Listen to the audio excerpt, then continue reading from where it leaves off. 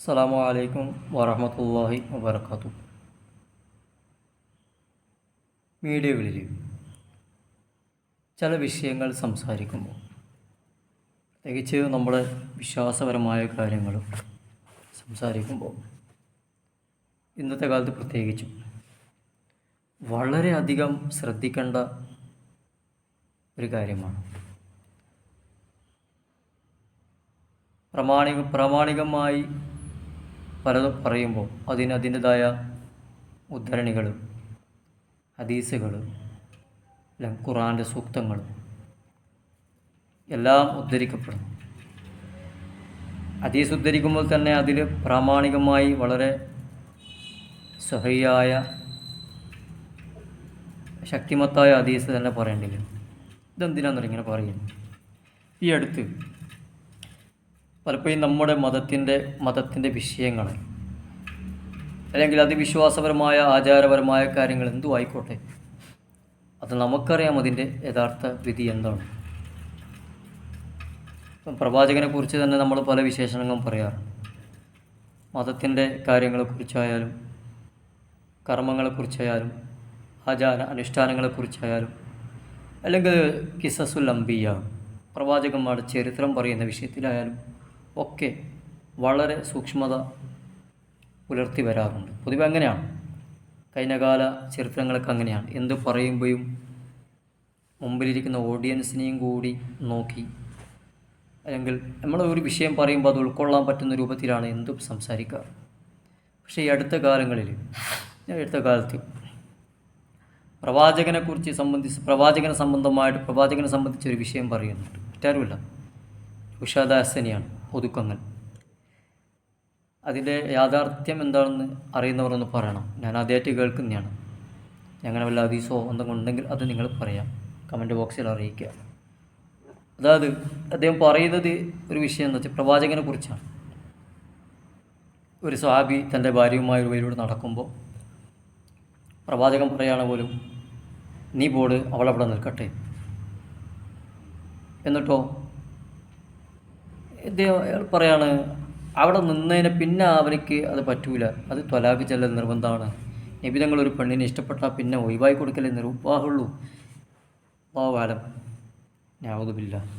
ഇത് പറഞ്ഞാൽ ഇത്തരം വിഷയങ്ങൾ പറയുമ്പോൾ നമ്മൾ ആലോചിച്ച് നോക്കിയേ, നമ്മുടെ പ്രവാചകനെ, നമ്മുടെ കരളായ ഹബീബായ തങ്ങൾ, നമ്മൾ തന്നെ മറ്റുള്ളവർക്ക് കോമാളി വേഷം കെട്ടിക്കാനും ചിരിക്കാനും കളിയാക്കാനുമുള്ള ഒരു കഥാപാത്രമായി അവർ മുമ്പിലേക്ക്, പരിഹാസ്യ കഥാപാത്രമായി നമ്മൾ തന്നെ അവർക്ക് മുമ്പിൽ ഇട്ടുകൊടുക്കുകയാണ് ചെയ്യുന്നത്.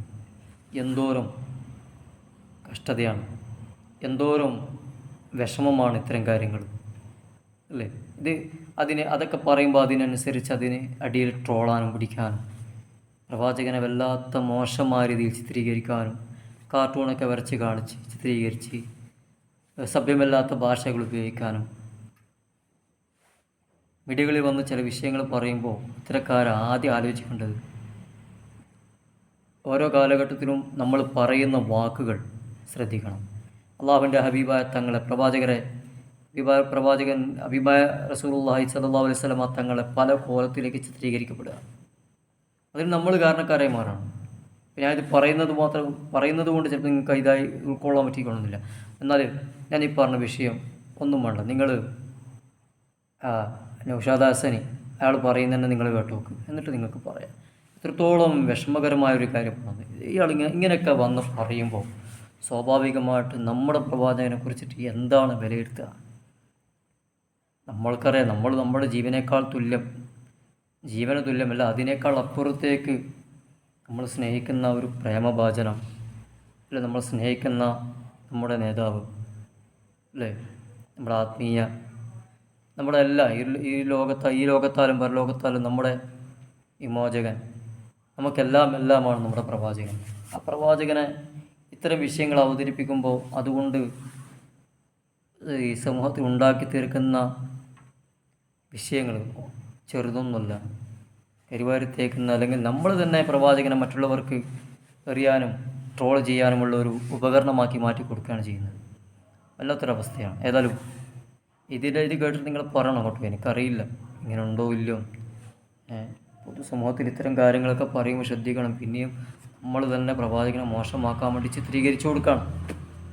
ഇതെല്ലാം എന്താണ് പറയുമ്പോൾ ഒരു സമൂഹത്തിന് ഒരു മീഡിയക്ക് ഒരു സൊസൈറ്റിയുടെ മുമ്പിൽ വന്ന് വിഷയങ്ങൾ പറയുമ്പോൾ കുറച്ചൊക്കെ ആലോചിച്ചിട്ട്, തലയിൽ ഒന്നും ഇല്ലാത്തതൊന്നുമല്ലല്ലോ, കുറച്ച് ആലോചിച്ചിട്ടല്ല സംസാരിക്കേണ്ടത്. ഏതായാലും അയാൾ പറയുന്നു ഒന്ന് കേൾക്കുക. ഒരു ഭാര്യയും ഭർത്താവും കൂടി ഇങ്ങനെ പോവുക. അപ്പൊ ഹബീബായ സല്ലല്ലാഹു അലൈഹി വസല്ലം പറഞ്ഞു, ഓളാടന്നോട്ടെ എന്ന്. ഹബീബായ തങ്ങൾ കെട്ടാൻ ആഗ്രഹിച്ചു പോയാൽ ആ ഭർത്താവ് തൊലാക്ക് ചൊല്ലൽ നിർബന്ധമാണ്. തൊലാക്ക് അപ്പ ചൊല്ലിക്കൊള്ളും. നല്ല ഒന്നാവല ശരീഅത്ത് ഒരു നിക്കാഹിന്റെ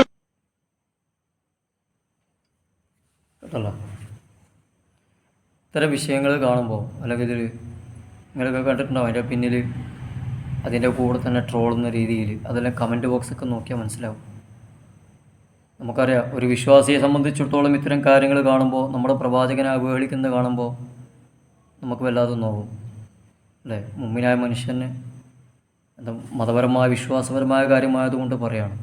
ഇതിൻ്റെ കമൻറ്റ് ബോക്സിലുണ്ട് മറ്റുള്ളവരും എല്ലാം തള്ളാൻ നിൽക്കണ്ട അല്ലേ. ഇത്തരം വിഷയങ്ങളിൽ ഇങ്ങനെ ഇത്തരം കാര്യങ്ങൾ പറയുമ്പോൾ സത്യം പറഞ്ഞാൽ നിങ്ങൾ ആലോചിക്കേ, നമ്മൾ തന്നെ നമ്മുടെ പ്രവാചകനെ അവഹേളിക്കാൻ അവർക്കൊരു വടി കൊടുക്കുന്നൊരവസ്ഥയായിപ്പോയി. ഇതിനൊക്കെ എന്ത് മറുപടിയാണ് പറയുക? അവർ ചോദിക്കും, അവർ ട്രോളും, നമുക്കെന്തെങ്കിലും മറുപടി പറയാൻ പറ്റും? അല്ലെങ്കിൽ ഇത്തരം കാര്യങ്ങൾ ഒരു വഴി ഒരാൾ പോകുമ്പോൾ അയാളുടെ ഭാര്യയോടെ നിൽക്കാൻ പറയാം, നീ പോയിക്കോ എന്താണ് നമ്മൾ തന്നെ ഇതിനൊക്കെ എന്ത് ലോജിക്കാണുള്ളത്? അപ്പോൾ എന്താ ഇതുകൊണ്ട് എന്താ പറയുന്നത്? ഒരു സമൂഹം ഇതിനെ എതിർക്കപ്പെടുന്ന, അല്ലെങ്കിൽ പ്രവാചകനെ എതിർക്കുന്ന, ഇസ്ലാമിനെ എതിർക്കുന്ന ഒരു വിഭാഗം, ഇത്തരക്കാർക്ക് ഇങ്ങനത്തെ കാര്യങ്ങളാണ് കിട്ടേണ്ടത്. അവർ പറയൂ, എന്താണ് പെണ്ണുപിടിയനായിട്ടും മറ്റേതൊക്കെ ആയിട്ട് ചിത്രീകരിക്കുമ്പോൾ അതിൻ്റെ കൂടെ നമ്മൾ തന്നെ ഇത്തരം വിഷയങ്ങൾ ഇട്ട് കൊടുക്കുമ്പോൾ രണ്ടും കൂടി നല്ല മാച്ചായി, നല്ല ലോജിക്കായി. വളരെ വിഷമകരമായൊരു വിഷയമാണ്. അപ്പോൾ പ്രവാചകനെ സംബന്ധിച്ചൊക്കെ പറയുമ്പോൾ മിനിമം ചില വിഷയങ്ങൾ നമ്മൾ സംസാരിക്കുമ്പോൾ എല്ലാം നോക്കിയിട്ട് തന്നെ സംസാരിക്കണം. നീ പറഞ്ഞതിൻ്റെ ആധികാരികത എനിക്കറിയില്ല കേട്ടോ, ഞാൻ ഇതുവരെ കേട്ടിട്ടില്ല. ആർക്കും അറിയിക്കുക ഉണ്ടെങ്കിൽ നിൻ്റെ പ്രാമാണികമായിട്ടുള്ള പിമ്പലം എന്താണ്, അല്ലെങ്കിൽ സ്വഹീഹ് ഹദീസോ കാര്യമോ ഒന്നും ഉണ്ടെങ്കിൽ അതറിയുന്നവർ ഒന്ന് പറഞ്ഞാൽ നല്ലതായിരിക്കും. പക്ഷേ എനിക്കറിയില്ല, അല്ലാഹു അഅലം. ഇത്തരം കാര്യങ്ങളൊക്കെ സംസാരിക്കുമ്പോൾ ഇങ്ങനെയുള്ള വിഷയങ്ങളൊക്കെ പറയുമ്പോൾ ശ്രദ്ധിക്കണം. കാരണം ഒരു ഭാഗത്ത് വല്ലാതെ പ്രവാചകനെ വല്ലാതെ വിമർശിക്കുകയും ഇതാക്കുകയൊക്കെ ചെയ്യുന്നുണ്ട്. എത്രയോ നല്ല കാര്യങ്ങൾ പ്രവാചകൻ്റെ വിഷയങ്ങൾ ഉണ്ടായിട്ടും, പ്രവാചകൻ്റെ ജീവിതത്തിൻ്റെ മഹിമ ഉണ്ടായിട്ടും അത് ഉൾക്കൊള്ളുന്നവരുണ്ട്, അംഗീകരിക്കുന്നവരുണ്ട്. അത് മറ്റു മതത്തിൽപ്പെട്ടവരാണെങ്കിലും ശരി ഉണ്ട്. പക്ഷേ എപ്പോഴും എതിരാളി എന്ന് പറയുന്ന സാധനം എല്ലാത്തിലും ഉണ്ടാവും. അതിപ്പോഴും ഉണ്ട്. പ്രവാചകനെ പരമാവധി സമൂഹത്തിന് മുമ്പിൽ താഴ്ത്തി കാണിക്കാൻ അത് മറ്റുള്ളവരെ പറയേണ്ട, നമ്മളെ കൂട്ടത്തിൽ തന്നെ ഉണ്ട് ഈ എക്സ് മുസ്ലിം എന്ന് പറയുന്നവരും നിരീശ്വരവാദത്തിലേക്ക് പോയവരും, അല്ലെങ്കിൽ എന്താ പറയുക, വിഘടനവാദികളായ മനുഷ്യന്മാർ, യുക്തിവാദികളായ ആൾക്കാർ നമ്മളെ കൂട്ടത്തിൽ തന്നെ ഉണ്ട്, തല്ലാൻ വേണ്ടി കാത്തു നിൽക്കുന്ന ആൾക്കാർ. അപ്പോൾ ദയവ് ചെയ്ത് ഇങ്ങനെയുള്ളവരോട് പറയാൻ, ഇത്തരം പ്രഭാഷണങ്ങൾ ചെയ്യുന്നവരോട് പറയാനുള്ളത്, ആധികാരികമായിട്ട് ഈ സമൂഹത്തിന് മുമ്പിൽ പറയാൻ പറ്റുന്ന വിഷയങ്ങൾ മാത്രം പറയാം. വെറുതെ വായിക്ക് തോന്നിയത് വിളിച്ച് പറഞ്ഞ് ഒരു വിശ്വാസ സമൂഹത്തിനെയും കൂടി മുറിവേൽപ്പിക്കരുതേ എന്ന് മാത്രമേ പറയാനുള്ളൂ, പ്രത്യേകിച്ച് പ്രവാചകനെ സംബന്ധിച്ചിടത്തോളം. ഓക്കെ, ഇൻഷാ അല്ലാഹ് വീണ്ടും കാണാം. അസ്സലാമു അലൈക്കും വറഹ്മത്തുള്ളാഹി വബറകാതുഹു.